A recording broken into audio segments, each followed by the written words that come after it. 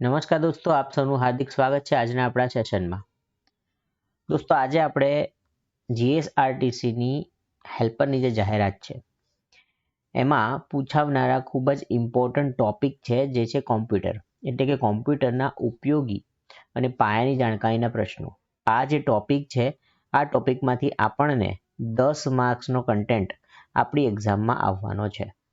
ઠીક છે, તો આ 10 માર્ક્સ જે છે હવેથી આપણા ખિસ્સામાં આવી જશે. ઠીક છે, એનો ભાગ 1 આજે આપણે ડિસ્કસ કરવા જઈ રહ્યા છે. આ જે સિરીઝ છે આની અંદર પાછલા વર્ષના પૂછાયેલા અગત્યના ખૂબ જ મહત્વના પ્રશ્નો જે છે એને આપણે વારાફરતી ડિસ્કસ કરવાના છે અને સાથે સાથે એની પ્રૂફ સાથેની સમજૂતી પણ મેળવવાના છે.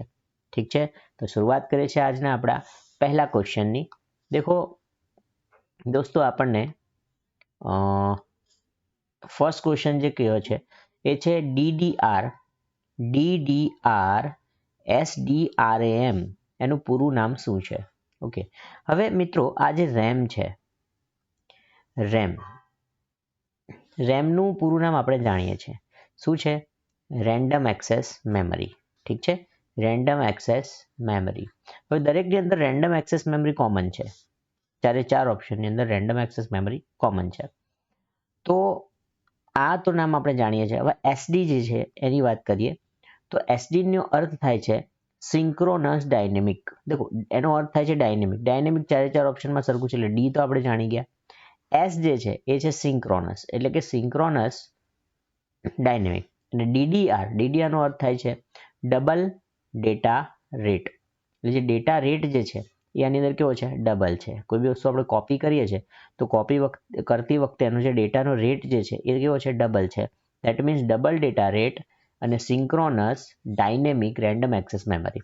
ઠીક છે, દેખો ડબલ ડેટા રેટ અને synchronous dynamic random access memory. ઠીક છે મિત્રો, તો આ જે છે આપણો ફર્સ્ટ ક્વેશ્ચન હતો. હવે જોઈએ સેકન્ડ ક્વેશ્ચન. સેકન્ડ જે ક્વેશ્ચન છે એમાં શું કહ્યું છે કે નીચેનામાંથી કઈ એપ્લિકેશનનો પ્રથમ ઉપયોગ મેસેજ અને કોમ્યુનિકેશન માટે થાય છે? મિત્રો, એપ્લિકેશનની વાત કરી છે આપણને અને એનો ઉપયોગ શાના માટે? પ્રથમ ઉપયોગ એટલે એનો પ્રાઇમરી ઉપયોગ શું છે? બરાબર ને? તો પ્રાઇમરી સૌપ્રથમ વખત નીચેનામાંથી એવી કઈ એપ્લિકેશન છે કે જેને ફક્ત મેસેજિંગ માટે બનાવવામાં આવી હતી? આ જે શબ્દ છે પ્રથમ ઉપયોગ મેસેજ માટે, એટલે એનો અર્થ શું થાય છે કે ફક્ત મેસેજ માટે વાપરવામાં આવી હોય એવી એપ્લિકેશન. તો એની અંદર આપણે જોઈએ, દેખો જીમેલ અને ફાયરફોક્સ આ બંને શાના માટે વપરાય છે? મેલ કરવા માટે વપરાય છે. એટલે એની ઈજાદ એટલે એની શોધ જે છે ને એ આપણે શાના માટે થઈ હતી? મેલ કરવા માટે થઈ છે, મેસેજ કરવા માટે થઈ નથી. સફારી MS વર્ડ જે છે ને એ તો શું કરીએ છીએ આપણે? એની અંદર કોઈ ડોક્યુમેન્ટ બનાવીએ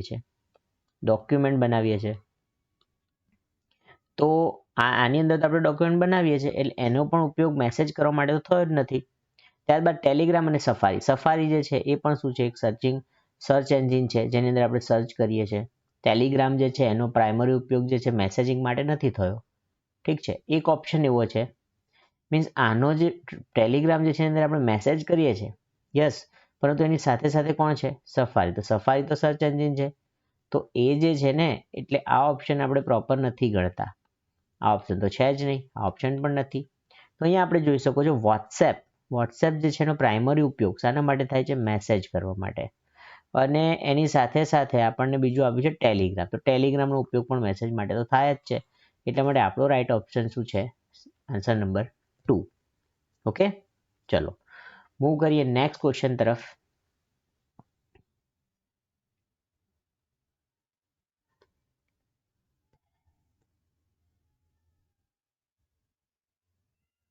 નેક્સ્ટ ક્વેશ્ચન જે છે એમાં આપણને શું કહ્યું છે કે માઇક્રોસોફ્ટ વર્ડ આ જે માઇક્રોસોફ્ટ વર્ડ છે ને એટલે કે MS વર્ડની વાત કરે છે, જેની અંદર આપણે શું બનાવીએ છીએ? ડોક્યુમેન્ટ્સ બનાવીએ છીએ. શું બનાવીએ છીએ? ડોક્યુમેન્ટ્સ બનાવીએ છીએ. તો અથવા શાની વાત કરે છે? એક્સેલ પણ આવે છે જેની અંદર આપણે ડેટા તૈયાર કરીએ છીએ. હે, આની અંદર જુદો જુદો ડેટા આપણે તૈયાર કરતા હોઈએ છીએ. તો એના જેવા જે પ્રોગ્રામ છે એમાં મેક્રો દ્વારા પોતાને દસ્તાવેજો સાથે જોડવા અને ફેલાવવા માટે કયા પ્રકારના વાયરસની રચના કરવામાં આવી છે? એટલે એવો કયો વાયરસ છે કે જે પોતાની સાથે જ દસ્તાવેજોની સાથે જોડાઈને ફેલાય છે? કેવા? તો કે MS વર્ડ અને એક્સેલ જેવા દસ્તાવેજો જે છે એની સાથે જોડાઈને ફેલાય જેવો વાયરસ કયો છે? તો મિત્રો અહીંયા શબ્દનું નામ આપણને આપી દીધું છે મેક્રો. તો મેક્રો જે શબ્દ છે એના ઉપરથી અહીંયા આપણને ખ્યાલ આવી જાય છે કે ભાઈ મેક્રો વાયરસ. ઠીક છે, તો મેક્રો વાયરસ એક એવો વાયરસ છે કે જે ડોક્યુમેન્ટ સાથે અટેચ થઈને ફેલાય છે. એટલે ડોક્યુમેન્ટ એક ફાઇલમાંથી બીજી ફાઇલમાં જાય અથવા એક કોમ્પ્યુટરમાંથી બીજા કોમ્પ્યુટરમાં ટ્રાન્સફર થાય છે તો તમારો વાયરસ જે છે એ શું થવાનો છે? ટ્રાન્સફર થવાનો છે. ઠીક છે.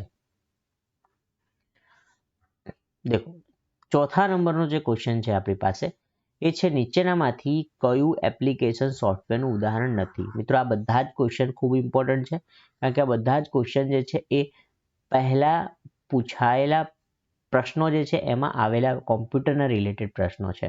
ઠીક છે, જેને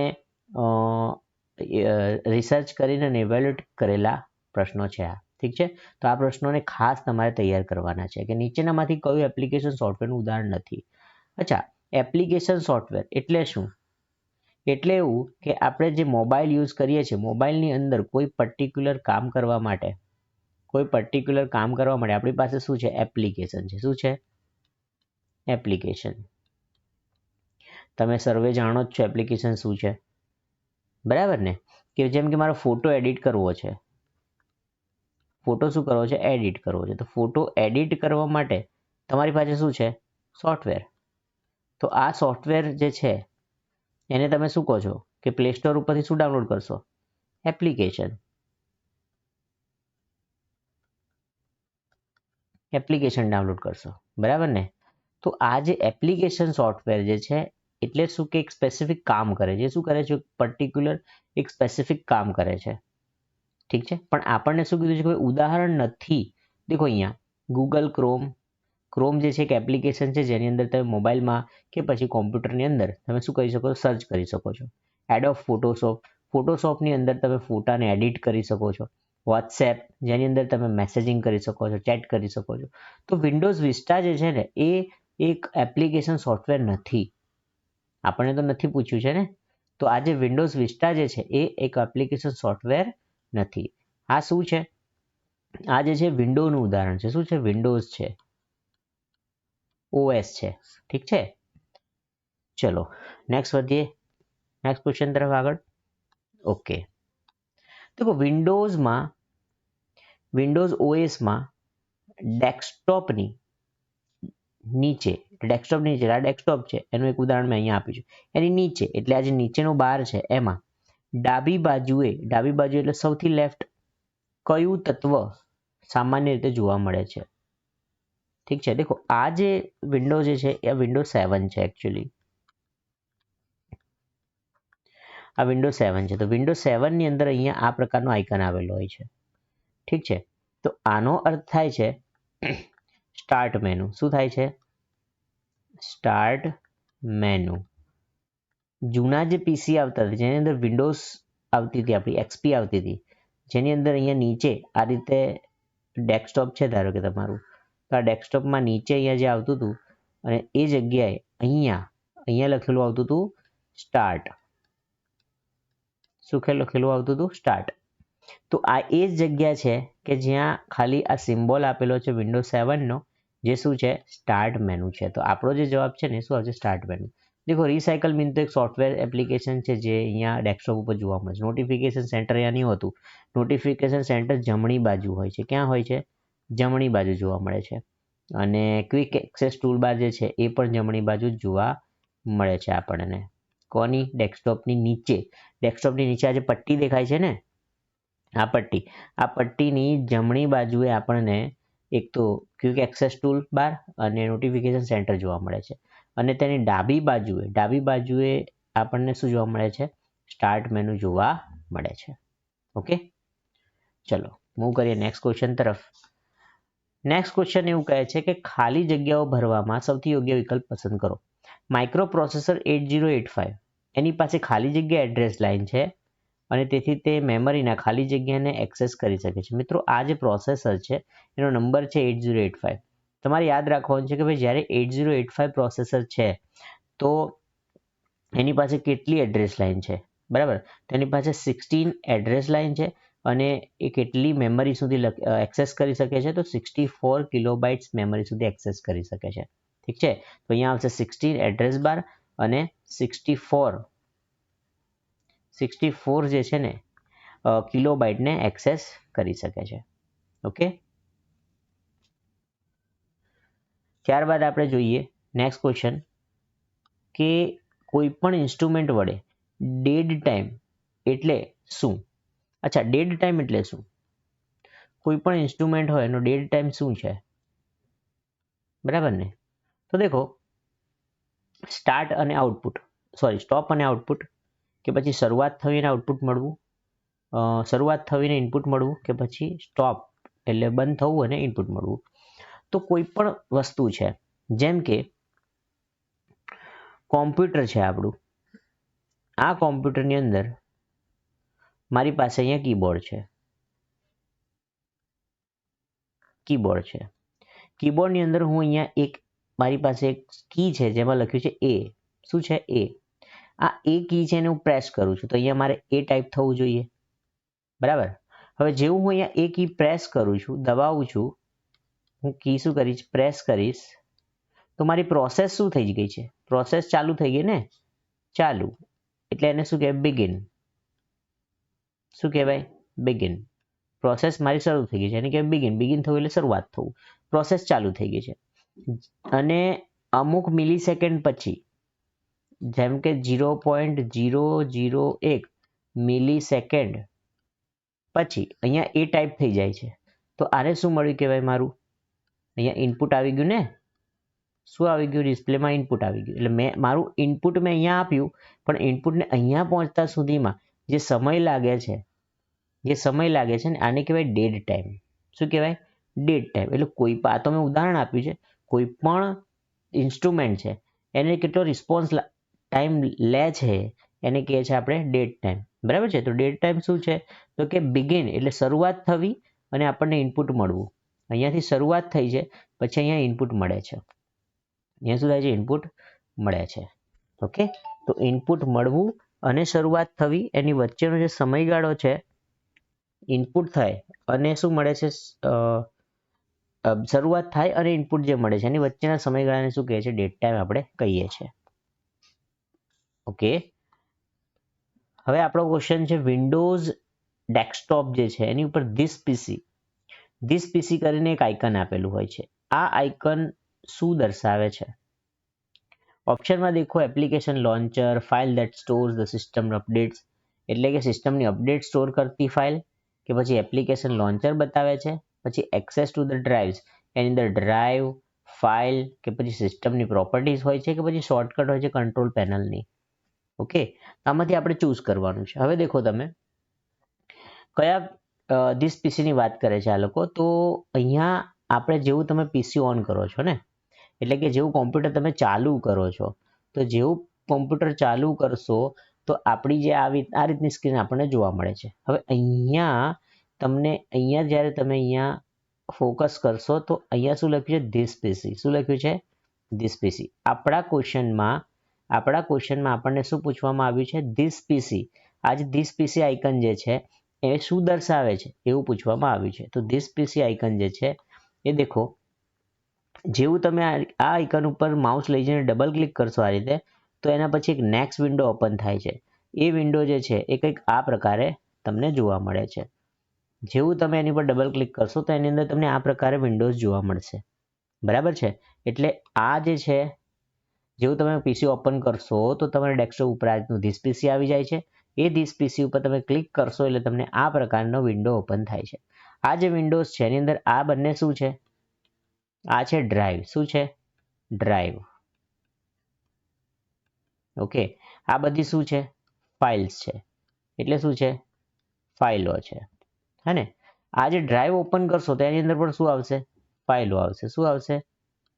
ફાઇલો. ઓકે, તો આપણો જે ઓપ્શન છે એને આપણે પ્રોપરલી ચૂઝ કરીએ આપણા ક્વેશ્ચનની અંદર કે ભાઈ આની અંદર ડ્રાઈવ આવી જાય છે, ફાઇલ આવી જાય છે અને સિસ્ટમની પ્રોપર્ટી આવી જાય છે, બરાબર ને? શામાં? ધીસ પીસીમાં. તો આપણો સાચો જવાબ શું આવશે? ઓપ્શન 3 એટલે કે ઓપ્શન સી. ઓકે, સમજાય છે? વિન્ડો જે છે એની અંદર ધીસ પીસી ને એની અંદર શું આવે છે? આ પ્રકારની ડ્રાઈવ છે, સી ડ્રાઈવ છે, ડી ડ્રાઈવ છે, ઈ ડ્રાઈવ છે, એની અંદર શું હોય છે? જુદી જુદી પ્રકારની ફાઇલ હોય છે, એની પ્રોપર્ટી હોય છે. ઠીક છે? તેથી આ જે ક્વેશ્ચન છે એનો જવાબ શું આવશે? Access to the drives. એટલે આપણે ડ્રાઈવ, ફાઇલ અને સિસ્ટમની પ્રોપર્ટી જે છે એને એક્સેસ કરી શકીએ છીએ. ચલો નેક્સ્ટ ક્વેશ્ચન જોઈએ આપણે. નેક્સ્ટ ક્વેશ્ચન આપણને એક પૂછ્યો છે કે ભાઈ એમએસ પાવર પોઈન્ટ એટલે કે આપણે જેને પીપીટી કહીએ છીએ, પાવર પોઈન્ટ પ્રેઝન્ટેશન. તો આ જે પીપીટી જે છે ને એમાં સ્લાઇડ શો ચલાવવા માટે મુખ્યત્વે કયા વ્યૂનો ઉપયોગ કરવામાં આવે છે? એટલે સ્લાઇડ શો ચલાવવા માટે એટલે આપણે મારે કોઈ એક જગ્યાએ પ્રેઝન્ટેશન આપવાનું છે. પીપીટી જે છે ને એની ઉપર શું આપવાનું છે? પ્રેઝન્ટેશન. તો એ પ્રેઝન્ટેશન જ્યારે હું આપીશ તો ત્યારે મારે કોમ્પ્યુટરની આખી સ્ક્રીન ઉપર મારું પ્રેઝન્ટેશન દેખાવું જોઈએ. તો એવું દેખાડવા માટે મારે એક સ્લાઇડ શો ચાલુ કરવો પડે છે. શું ચાલુ કરવો પડે? સ્લાઇડ શો ચાલુ કરવો પડે. અને એના માટે જમણી બાજુએ નીચે આ પ્રકારનું જે આઇકન છે એની ઉપર ક્લિક કરવાનું હોય છે. આ જે વ્યૂ છે એનું નામ છે સ્લાઇડ શો વ્યૂ. આ જે છે વ્યૂ એનું નામ છે સ્લાઇડ શો વ્યૂ. જેવું તમે આ સ્લાઇડ શો વ્યૂ ઉપર ક્લિક કરશો તો તમારી આખી સ્ક્રીન ઉપર શું આવી જાય છે? આખી સ્ક્રીન ઉપર પીપીટી આવી જાય છે. આખી સ્ક્રીન પર પીપીટી જોવા મળે છે. ઓકે, તો આખી સ્ક્રીન ઉપર તમને પીપીટી જોવા મળે છે જ્યારે તમે આ સ્લાઇડ શો વ્યૂનો ઉપયોગ કરો છો. તો એટલા માટે આપણી પાસે અહીંયા જે આ થર્ડ નંબરનો ઓપ્શન છે એ રાઈટ આવશે. નોર્મલ વ્યૂઝ જે છે એનો ઉપયોગ આપણે પીપીટીમાં આખું પ્રેઝન્ટેશન આપવા માટે નથી કરતા, નોટ્સ નથી બનાવતા અને સ્લાઇડ શોર્ટર વ્યૂ કોઈ વ્યૂ નથી હોતો. એટલે આપણી પાસે શું છે? Slide show view. અડધો જવાબ તો અહીંયા આપણને આપી દીધો છે કે ભાઈ સ્લાઇડ શો ચલાવવાનો. સ્લાઇડ શો વ્યૂ જ જોઈએ ને? ઠીક છે? ઓકે, ચલો નેક્સ્ટ ક્વેશ્ચનની અંદર જઈએ. તમે માઇક્રોસોફ્ટ એક્સેલ છે એમાં ડેટાને ચડતા કે ઉતરતા ક્રમમાં કેવી રીતે સોર્ટ કરશો? એવો પ્રશ્ન છે. એટલે કે માની લો તમારી પાસે ડેટા છે. ડેટા કેવો છે કે 3, 6, 9, 12, 15, 20 પછી 23 એમ આપણી પાસે ડેટા છે. અચ્છા, મેં આ ડેટા જે છે રેન્ડમ લખ્યો છે. માની લો અહીંયા 5 છે, અહીંયા 6 છે, અહીંયા 6 નહીં, અહીંયા માની લો 4 છે, અહીંયા માની લો 21 છે, અહીંયા આપણે જોઈએ 7 છે. ઓકે, તો આ પ્રકારનો એક રેન્ડમ ડેટા છે મારી પાસે. હવે આ ડેટા જે છે ને એ એક્સેલ ફાઇલમાં આ રીતે અહીંયા લખેલો છે. એક્સેલ ફાઇલમાં આપણને શું જોવા મળે છે? આવા પ્રકારના બોક્સ જોવા મળે છે. તો આ બોક્સની અંદર આ પ્રકારનો ડેટા અહીંયા લખેલો છે. ઠીક છે? તો અહીંયા આપણને ડેટા લખેલો છે.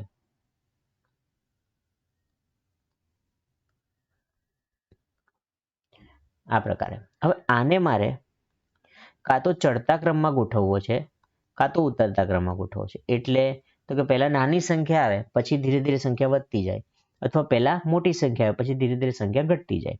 આવી રીતે મારે ગોઠવવું છે. તો હું શું કરીશ? આવો ક્વેશ્ચન આપણને પૂછવામાં આવે છે. તો દેખો, ફોર્મેટ મેનુમાંથી સોર્ટ કરો પસંદ કરીને. હવે અહીંયા તમે જ્યારે એક્સેલ ખોલશો તો એક્સેલની સૌથી ઉપરની બાજુએ ફોર્મેટ અહીંયા જુદા જુદા શું આપેલા છે? આપણને મેન્યુ આપેલા છે. જેમ કે file menu, home, insert, page layout, format, data, review અને વ્યૂ. પહેલો ઓપ્શન એમ કહે છે કે ભાઈ ફોર્મેટ મેનુમાં જશો એટલે કે આ ફોર્મેટ મેનુમાં, અને ફોર્મેટ મેનુમાં જઈને તમે શોર્ટ ઉપર પસંદ કરશો. તો અહીંયા તમે જોઈ શકો છો કે ડેટા જે છે ને ડેટા મેનુ ઉપર ક્લિક કરેલું છે. આ જે પીસી છે એની અંદર ડેટા ઉપર ક્લિક કરેલું જ છે. તો ડેટા ઉપર ક્લિક કરે છે ત્યારે અહીંયા સોર્ટ આવે છે. આ દેખાય છે સોર્ટ ક્યારે આવ્યું છે? ડેટા ઉપર ક્લિક કરો ત્યારે સોર્ટ આવ્યું છે. એનો અર્થ થાય કે ફોર્મ્યુલામાં જવાથી ફોર્મેટ મેનુસ જે છે ફોર્મેટમાં જવાથી આ ફોર્મ્યુલા લખ્યું છે. ઓકે, ફોર્મેટ મેનુ જે છે એની અંદર જવાથી સોર્ટ આવતું નથી. તો આપણો આ ઓપ્શન તો રોંગ છે.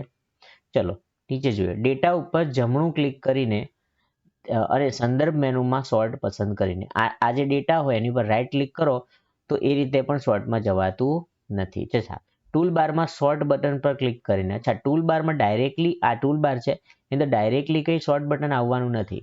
શોર્ટ બટન ક્યારે આવશે જ્યારે તમે ડેટા શ્રેણી એટલે આ જે ડેટા શ્રેણી છે એની પર અહીંયા ક્લિક કરશો અહીંયા ડેટામાં આવશો તો ડેટામાં આવશો એટલે આ બધી વસ્તુ અહીંયા ખુલશે. તમને દેખાય છે આ બધી વસ્તુ અહીંયા ખુલવાની છે. આ બધી વસ્તુ ખુલશે એની અંદર પછી ડેટા મેનુમાંથી સોર્ટ પસંદ કરવાનું. ડેટા મેનુની અંદર આ શું છે સોર્ટ, તો આ સોર્ટ પસંદ કરવાનું એની પર ક્લિક કરવાનું અને સોર્ટ કરવાના માપદંડ અને ક્રમનો ઉલ્લેખ કરો. એટલે એની ઉપર તમે જેવું ઓપન કરશો તો અહીંયા લખ્યું છે A થી Z. A થી Z એટલે ઉપરથી નીચે અને Z થી A એટલે નીચેથી ઉપર. એટલે આ ઉપરથી નીચે એટલે નાનાથી મોટું એટલે ચડતા ક્રમમાં થઈ જશે અને જેવું તમે આની ઉપર ક્લિક કરશો એટલે આ કેવું થઈ જશે ઉતરતા ક્રમમાં થઈ જશે. બરાબર છે. તો યસ શામાં જવાનું છે શ્રેણી એટલે કઈ શ્રેણી ડેટા શ્રેણીમાં જઈને સોર્ટ ઉપર ક્લિક કરવાનું રહેશે. ઠીક છે. તો આ જે છે એ MS Excel ની અંદર ઉતરતા અને ચડતા ક્રમમાં ગોઠવવાનો ક્વેશ્ચન આપણે અહીંયા સોલ્વ કર્યો છે. ચલો નેક્સ્ટ ક્વેશ્ચન જોઈએ. તમે તમારા MS પાવર પોઈન્ટ પ્રેઝન્ટેશનને નવીનતમ ફોર્મેટ અથવા MS પાવર પોઈન્ટ 1997 થી 2003 પ્રેઝન્ટેશન ખાલી જગ્યા તરીકે સાચવી શકો છો. પ્રશ્ન શું કહે છે પહેલા એ સમજીશું. દેખો પ્રશ્નની અંદર આપણને એવું કહેવામાં આવ્યું છે મિત્રો જ્યારે આ જે MS પાવર પોઈન્ટ હોય છે ને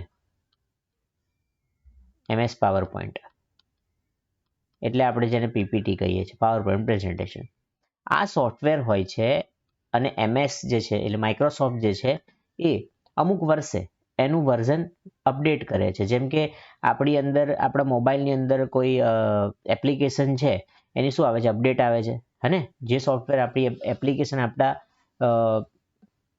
સોફ્ટવેરમાં મોબાઈલમાં હોય છે એમાં શું આવે છે અપડેટ આવે છે. એ જ રીતે પાવર પોઈન્ટ પ્રેઝન્ટેશનની માઇક્રોસોફ્ટ અમુક વર્ષે શું કરે છે અપડેટ કરે છે. શું કરે છે અપડેટ કરે છે. તો અહીંયા ક્વેશ્ચન એવો પૂછવામાં આવ્યો છે કે 2003ની સાલમાં એટલે 1997 થી 2003માં પ્રેઝન્ટેશન એટલે PPT એ કેવા ફોર્મેટમાં સેવ થતી હતી, કેવી રીતે સાચવવામાં આવતી હતી, કેવી રીતે સેવ થતી હતી. તો ત્યારે .ppt ફોર્મેટમાં સેવ થતી હતી. અચ્છા આનો અર્થ શું થાય .ppt? તો જ્યારે પણ આપણે કોઈ પાવર પોઈન્ટ પ્રેઝન્ટેશન બનાવીએ છીએ એટલે કે કોઈ ફાઇલ બનાવીએ છીએ ધારો કે એનું નામ હું આપું છું ABC તો આ મેં નામ આપ્યું એની પાછળ અહીંયા ડોટ કરીને PPT આવતું હતું. આ જે છે ને આ બાય ડિફોલ્ટ આવવાનું છે અને આપણે લખતા નથી. આપણે તો શું આપીએ છીએ ખાલી નામ આપીએ છીએ. આ એનું શું છે એક્સટેન્શન છે. બરાબર છે.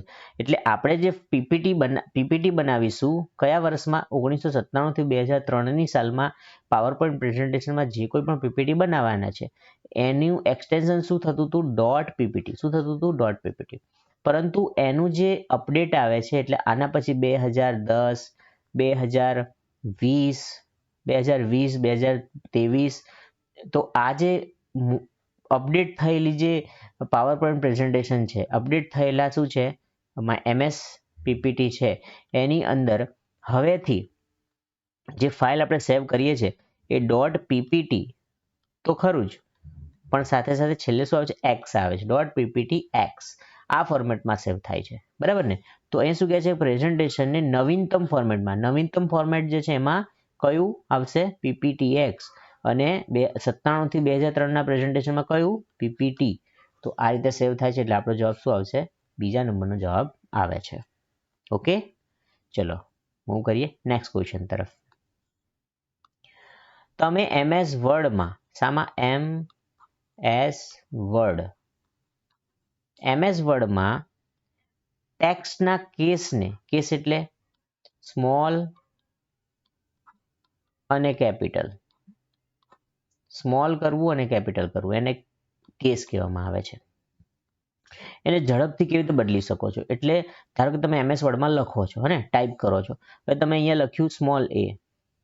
ઓકે હવે સ્મોલ a લખ્યું અથવા તમે આમ લખો છો ધારો કે સંજય સંજય, બરાબર છે ને. પછી આગળ તમે ભાઈ લખો છો, તો આ ભાઈ તમારે કેપિટલમાં લખવું છે. માની લો આ તો જસ્ટ એક્ઝામ્પલ આપીએ છીએ આપણે કે ભાઈ મારે કેપિટલમાં લખવું છે. હવે હું સંજય લખ્યું મેં તો સ્મોલમાં લખ્યું છે. હવે મારે ભાઈ કેપિટલમાં લખવું છે, હને.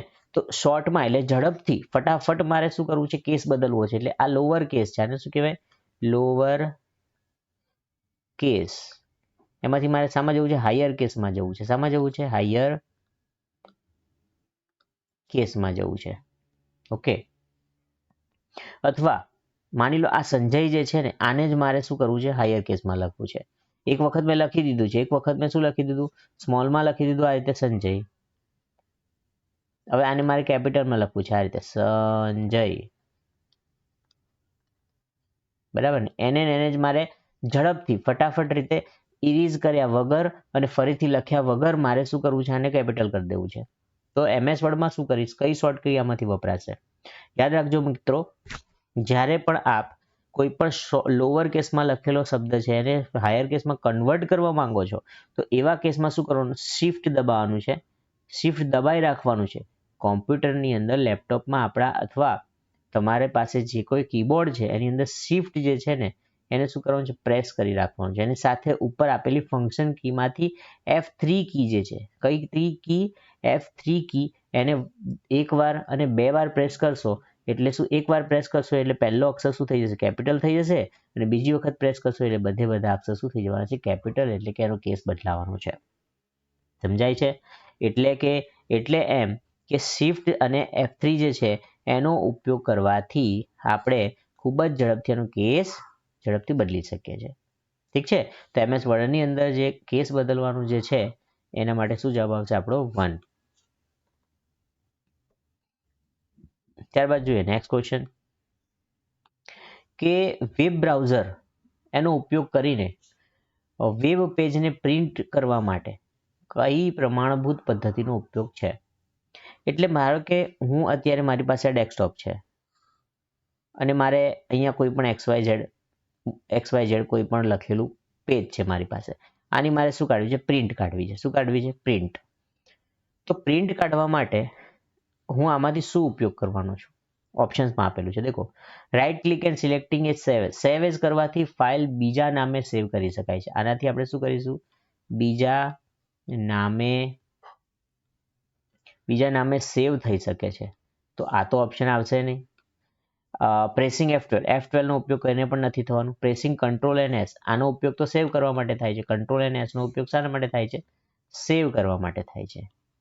હા ને. તો શું આવશે અહીંયા, yes, pressing control plus P for print. એકદમ ઇઝી છે. કંટ્રોલ કી જે છે આ રીતે કીબોર્ડ જે છે એની અંદર આ રીતે તમારી પાસે કી હશે એક CTRL. તો આને દબાઈ રાખવાની અને સાથે સાથે P જે શબ્દ છે એને દબાવવાનો છે એટલે તમારું સીધું પ્રિન્ટનું પેજ ખુલી જાય છે. ઓકે. તો આ ખૂબ જ ઇઝી ક્વેશ્ચન છે, પરંતુ અગર જાણકારી ના હોય તો તમે એનો જવાબ નથી આપી શકતા. ચલો આગળ વધીએ. ઇન્ટેલ 8051 માઇક્રો પ્રોસેસર એ શું છે, એટલે કેટલા બીટનું માઇક્રો કંટ્રોલર છે? તો દોસ્તો અહીંયા તમારે યાદ રાખવાનું છે, આ 8 બીટનું માઇક્રો કંટ્રોલર છે. યાદ રાખો નામ, 8051 એ 8 બીટનું માઇક્રો કંટ્રોલર છે. ઓકે. ચલો નેક્સ્ટ આગળ વધીએ. ખૂબ જ ઇમ્પોર્ટન્ટ ક્વેશ્ચન છે આ કે ભાઈ આપણી પાસે જે MS એક્સેલ છે ને, એક્સેલમાં ઇફ ફંક્શનનો ઉપયોગ શું થાય છે? ઇફનું ગુજરાતી જોઈએ એટલે કે જો હોય તો, એવું થાય. જો હોય તો, બરાબર ને. તો એક્સેલની અંદર ઇફનો ઉપયોગ ક્યાં થાય છે? એટલે કોઈ એક જગ્યાએ જો હોય તો એવું આવતું હશે કે જો આવું હોય તો આવું થાય, આવું હોય તો આવું થાય, એવું ક્યાંક આવતું હશે ત્યારે ઇફનો ફંક્શનનો ઉપયોગ થતો હશે. હવે અહીંયા જે છે ને આ ઇંગ્લિશમાં કંઈક લખેલું છે, હું તમને એક વખત સમજાવી દઉં છું, પછી તમને એનો ખ્યાલ આવી જશે. ચલો આપણે આ એક એક્સેલ છે એને સમજીએ. અહીંયા નામ લખેલું છે, નામ કોઈ પણ લખ્યું હોય, પ્રકાર કોઈ પણ હોય, ગ્લાસ, ફાયર, વોટર. પરંતુ અહીંયા કંઈક આંકડા લખ્યા છે. દેખો 318, 405, 525, 309, 405, 534, આ જુદા જુદા આંકડા છે. હવે મારે શું કરવું છે કે અહીંયા મારે આંકડો એ 500 ની ઉપર હોય તો એની બાજુની કોલમમાં અહીંયા યસ લખેલું આવવું જોઈએ. સમજો મારે શું કરવું છે, આંકડો અહીંયા જે આંકડો છે, આ જે આંકડો છે આ 500 થી ઉપર હોય તો મારે આ બાજુની કોલમમાં અહીંયા યસ લખેલું જોઈએ છે, અને જો 500 થી નીચે હોય તો મારે નો લખેલું જોઈએ છે. તો હું શું કરીશ કે આ બાજુની જે કોલમ છે ને એની અંદર કયા પ્રોગ્રામનો ઉપયોગ કરું છું, ઇફ. શું કરીશું, બરાબર કરીને શું લખીએ છીએ આપણે, ઇફ. પછી બ્રેકેટમાં શું લખીએ છીએ, દેખો C2, C એટલે C કોલમ છે અને 2 એટલે 2 નંબરની રો છે. ઓકે, સમજાય છે. C2 એટલે C કોલમ અને બીજા નંબરની રો. એની અંદર શું છે, 318. એટલે લોકેશન આપી દીધું ફાઇલનું. C2 એટલે શું થાય, 318. તો જો આ C2 એ 500 કરતા વધારે હોય તો યસ લખવાનું, નહીંતર શું લખવાનું, નો લખવાનું. આનો અર્થ એવો થાય છે, આ લાઈનની અંદર જે મેં ઇફ ફંક્શનનો ઉપયોગ કર્યો છે ને એનો અર્થ શું થાય છે કે ઇફ એટલે કે જો C2 એટલે આ C કોલમ 2 રો, એની અંદર શું છે 318, તો એની વેલ્યુ અગર 500 કરતા વધારે થાય છે તો શું લખવાનું, યસ, અને જો ના થાય તો શું લખવાનું, નો. એ જ રીતે અહીંયા શું છે, 405 છે, C કોલમ છે અને રો શું છે 3, તો અહીંયા શું આવશે, ઇફ બરાબર કરીને ઇફ, અને અહીંયા શું આવે છે C3, તો C3 ની જે વેલ્યુ છે એ 500 કરતા વધારે, એટલે 405 જે છે એ જો 500 કરતા વધારે હોય તો યસ આવે અને ના હોય તો નો આવશે. એ જ રીતે અહીંયા 525 છે, તો અહીંયા શું થઈ જશે, C રો છે, કોલમ છે અને રો શું છે 4, તો અગર ઇફ C4 જે છે એ 500 કરતા વધારે હોય તો યસ આવે અને ના હોય તો નો આવે. હવે આ રીતની હું અહીંયા કન્ડિશન બધામાં અપ્લાય કરી દઉં છું. દેખો અહીંયા બધામાં લખી દીધું છે, અને પછી જવાબ શું મળે છે, દેખો આ રીતે જવાબ મળે છે. C જે છે અને આ જે ડી કોલમ છે એની અંદર આપણને જવાબ કેવા મળ્યા છે કે મોર ધેન 500 ટોટલ સ્ટેટ્સ. તો 318 500 કરતા મોટા છે તો કે ના, નથી, એટલે નો લખાઈ ગયું. 405 મોટા છે, નથી, નો લખાઈ ગયું. 525 મોટા છે, યસ છે. 309 500 કરતા મોટા છે, નથી, તો નો લખાઈ ગયું. 405 મોટા છે, નથી, નો લખાઈ ગયું. 334 મોટા છે, યસ, એટલે યસ લખાઈ ગયું. 314 નથી, નો લખાઈ ગયું. 405 છે તો કે 405 પણ 500 કરતા નાના છે એટલે નો, અને 530 500 કરતા મોટા છે એટલે યસ. તો આ રીતે આ જે કન્ડિશન છે, કઈ કન્ડિશનનો ઉપયોગ કર્યો છે અહીંયા, ઇફ, એટલે કે જો 500 કરતા મોટા હોય તો યસ લખવું અથવા નો લખવું. એટલે કે ડિસિઝન લેવામાં શું કરે છે, મદદ કરે છે, ડિસિઝનમાં મદદ કરે છે. હા ને, ડિસિઝન લેવામાં મદદ કરે છે કોણ, ઇફ. તો એટલા માટે આપણો જે ક્વેશ્ચન છે એની અંદર શું કહેવામાં આવ્યું છે કે ભાઈ સોર્ટ ધ ડેટા, ડેટાને શું ગોઠવી આપે છે, તો કે ના, ડેટાને ગોઠવી નથી આપતું. ગોઠવી એટલે ઉતરતા અને ચડતા ક્રમમાં ગોઠવી નથી આપતું. પછી સમ ધ ડેટા, સમ એટલે સરવાળો, ના, સરવાળો નથી કરી આપતું, બરાબર ને. ફિલ્ટર નથી કરતું. ડેટાને શું કરે છે, એ ચેક કરે છે, કન્ડિશન ચેક કરે છે. આપણે કન્ડિશન ચેક કરીને કે ભાઈ શું મોટું છે કે નાનું છે, ગ્રેટર ધેન છે કે લેસ ધેન છે, તો એવી કન્ડિશન ચેક કરે છે અને returns the one value if the true and another is false. એટલે એક વેલ્યુ સાચી હોય અને કે પછી ખોટી હોય, તો સાચી અને ખોટી વેલ્યુ જે છે ને ચેક કરીને શું આપે છે, જવાબ આપે છે. ઓકે, તો આ જે ક્વેશ્ચન છે સમજાવવા માટે અહીંયા મેં પ્રોપરલી અહીંયા તમને આખું વસ્તુ એક્સપ્લેન કરેલી છે. તો એનો જવાબ શું આવશે આ ક્વેશ્ચનનો, C is the right answer, એટલે કે 3 નંબરનો જવાબ જે છે એ શું છે, સાચો છે. ઓકે, ચલો આગળ વધીશું. 16મા નંબરનો ક્વેશ્ચન જોઈએ કે વેબ પેજ છાપતી વખતે, એટલે કે પ્રિન્ટ કાઢતી વખતે, શું કાઢીએ છીએ આપણે, પ્રિન્ટ. તો પ્રિન્ટ કાઢતી વખતે માર્જિન સેટિંગ શું નિયંત્રણ કરે છે. તો મિત્રો દેખો અહીંયા તમને ફિગરમાં દેખાય છે કે આપણું પેજ છે, આ શું છે, આ બહારની બોર્ડર જે છે શું છે, પેજ છે, અને આ જે અંદરનો જે એરિયા છે આ પ્રિન્ટેબલ એરિયા છે, બરાબર ને. તો જે લખાણ આવવાનું છે અથવા જે પ્રિન્ટ આવવાની છે ને એ આ જે બોર્ડર છે, આ બોર્ડરથી મારા લખાણ વચ્ચેનું શું છે, અંતર છે. આને શું કહીએ છીએ આપણે, માર્જિન કહીએ છીએ. શું કહીએ છીએ, માર્જિન. એટલે જે લખાણ છે અંદર અને આ બોર્ડર છે એની વચ્ચે જે જગ્યા રાખીએ છીએ આપણે, આ જે જગ્યા છે આખી ફરતે, આખા પેજની ફરતે આ જે જગ્યા આપણે રાખીએ છીએ, આ જગ્યાને, આ સ્પેસને આપણે શું કહીએ છીએ, માર્જિન કહીએ છીએ. ઓકે, જેથી કરીને કોઈ લખાણ જે છે એ કપાઈ ના જાય પ્રિન્ટમાં, તો આટલા ભાગને આપણે શું કહીએ છીએ, માર્જિન કહીએ છીએ. એટલે ધ સ્પેસ બિટવીન, સાની, ધ સ્પેસ એટલે જગ્યા, કોની વચ્ચે, કન્ટેન્ટ, એટલે અંદર જે કન્ટેન્ટ લખવાનું છે એ, અને એજ એટલે બાજુ, કોની, edge of the printed page, એટલે કે આ જે પેજ છે, આ જે પેજ છે ને આની આ ધાર એટલે એને ઇંગ્લિશમાં શું કહેવાય છે, એજ. તો એજ એટલે કે ધાર અને અંદરનો જે એરિયા છે એની વચ્ચેની જે જગ્યા છે એને કહીએ છીએ આપણે માર્જિનનું સેટિંગ. ઓકે, તો જ્યારે પ્રિન્ટ કાઢીએ છીએ ત્યારે આપણે માર્જિન સેટ કરવું જરૂરી છે. ઓકે, ચલો મૂવ કરીએ નેક્સ્ટ ક્વેશ્ચન તરફ. નીચેનામાંથી કયા કીબોર્ડ શોર્ટકટનો ઉપયોગ MS વર્ડ 2019માં પસંદ કરેલ ટેક્સ્ટના ફોર્મેટિંગ ફેરફારમાં થતો નથી? અચ્છા, ટેક્સ્ટનું ફોર્મેટિંગ એટલે શું? ટેક્સ્ટનું ફોર્મેટિંગ મિત્રો એટલે તમે જે કોઈ લખ્યું છે, જેમ કે તમે ABC લખ્યું છે, તો આ ABC જે છે એને કેવી રીતે લખવું છે? સ્મોલ રાખવું છે, પછી કેપિટલ લખવું છે, એને ડાર્ક કરવું છે, એની નીચે અંડરલાઇન કરવી છે, કે એને ત્રાંસું કરવું છે? આ જે કરીએ છીએ વસ્તુ, આને કયો કલર આપવો છે, આ બધું જ આપણે શું કહીએ, એને કહેવાય ફોર્મેટિંગ. શું કહેવાય? ફોર્મેટિંગ. તો આપણને એવું પૂછ્યું છે કે ભાઈ MS 2019માં ફોર્મેટિંગ કરતી વખતે આપણે કઈ શોર્ટકટ કીનો આમાંથી ઉપયોગ કરતા નથી? આમાંથી કઈ એવી શોર્ટકટ કી છે જેનો આપણે ઉપયોગ નથી કરતા? ઓકે, તો અહીંયા મેં તમને એક ઉદાહરણ આપ્યું. દેખો, વિન્ડો પણ મેં તમને અહીંયા બતાવી છે કે આ જે છે એ ફોર્મેટિંગ કરવા માટેની વિન્ડો છે. એની અંદર અહીંયા B છે એટલે કે બોલ્ડ છે, I છે, ઇટાલિક છે, U છે, એ અંડરલાઇન માટે છે. બરાબર? આ પ્રકારનું કીબોર્ડ તમારી પાસે હોય છે. અહીંયા જે અક્ષર છે આ કંટ્રોલ છે, એટલે આ રીતે કંટ્રોલ છે, અને એને દબાઈ રાખવાનું અને સાથે સાથે B દબાવવાનું છે. શું દબાવવાનું છે? B. અહીંયા B દેખાય છે તમને? યસ, તો આ B દબાવવાનું છે. કંટ્રોલ દબાવવાની સાથે સાથે B દબાવીશું તો શું થાય છે? બરાબર? કંટ્રોલ દબાવવાની સાથે સાથે તમે અહીંયા I લખ્યો છે, એ I દબાવશો તો શું થશે? U દબાવશો તો શું થશે? એ આપણે અહીંયા જોઈશું. ઓકે, તો સૌથી પહેલા મેં અહીંયા એક ઉદાહરણ આપ્યું છે ફોર્મેટિંગમાં, એટલે કે તમે લખી રહ્યા છો ABC. તમે શું લખી રહ્યા છો? ABC ટાઈપ કરી રહ્યા છો. સામા વર્ડમાં, MS વર્ડ 2019માં તમે લખો છો ABC. હવે આ જે ABC જે છે એ લખ્યા પછી એને સિલેક્ટ કરીને અથવા સિલેક્ટ કર્યા વગર હવે જે શબ્દ લખવાના છે એના માટે તમે કંટ્રોલને દબાવી દો, એટલે કંટ્રોલ દબાવો છો અને સાથે સાથે પ્લસ એટલે સાથે સાથે B દબાવો છો, તો આ શબ્દ થઈ જાય છે બોલ્ડ. શું થઈ જાય છે? બોલ્ડ, એટલે ઘાટા થઈ જાય છે. અહીંયા આ શબ્દની કમ્પેરિઝનમાં આની સાથે કરશો તમને દેખાશે આ કેવા છે? ઘાટા શબ્દ છે. ઓકે, ચલો હવે તમે B જે છે એની સાથે સાથે તમે અહીંયા કંટ્રોલ જે છે એમાં B તો દબાયેલું જ છે, પણ સાથે સાથે તમે U પણ દબાવો છો. એટલે કંટ્રોલ B દબાયા પછી તમે કંટ્રોલને દબાવીને U દબાવો છો, તો U નો અર્થ શું થાય છે? અંડરલાઇન. તો આ ABC ની નીચે શું આવી જાય છે? અંડરલાઇન આવી જાય છે. બરાબર?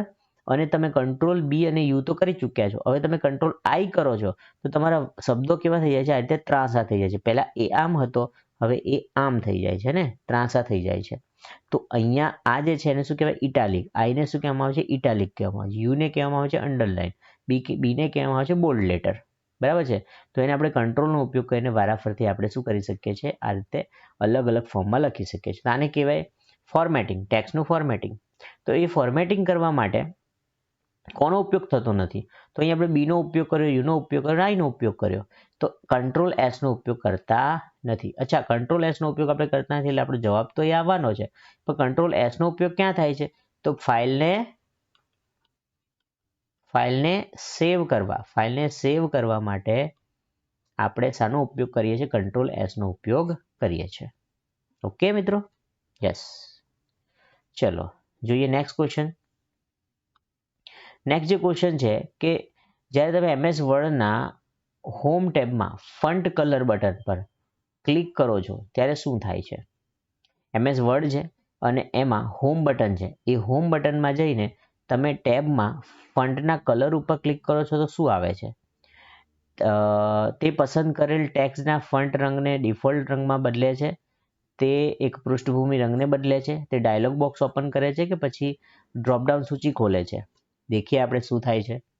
દેખો, જ્યારે તમે MS વર્ડનો ઉપયોગ કરો છો ત્યારે તમે આ રીતે હોમ છે ને એ હોમ ઉપર ક્લિક કરો છો. હોમ ઉપર ક્લિક કર્યા પછી ફન્ટમાં જાઓ છો અને એ ફન્ટમાં અહીંયા આ જે ફન્ટ લખ્યા છે ને એમાં જે કલર છે, આ નીચે કલર આવે છે, એ કલરવાળા ઉપર તમે અહીંયા ક્લિક કરશો તો આ રીતનું શું ખુલે છે? એક ડ્રોપડાઉન મેનુ ખુલે છે. શું ખુલે છે? ડ્રોપ